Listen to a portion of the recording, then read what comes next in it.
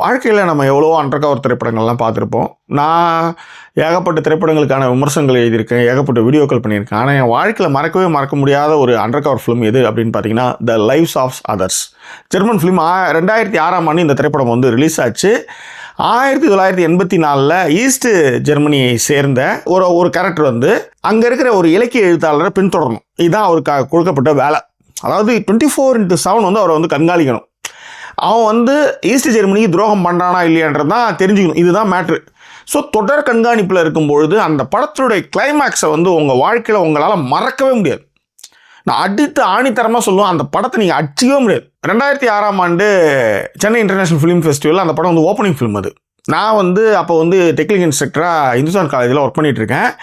பஸ்ஸை வந்து 5:30 மணிக்கு பஸ் எடுப்பாங்க. எனக்கு இன்னொரு கொஞ்சம் வேலை அன்னைக்குன்னு பார்த்து கொஞ்சம் வேலை, அந்த பஸ்ஸை பிடிச்சாதான் 7 மணிக்கெலாம் வந்து ஓப்பனிங் ஃபிலிம் போட்டுருவாங்க உட்லண்ட்ஸில். இப்போ நான் வந்து ஒட்டியாரேன் பஸ்ஸை பிடிக்கிறதா. ஏன்னா 5:30 மணி பஸ் ஏதோ லாஸ்ட் பஸ்ஸு விட்டா அவ்வளோதான்.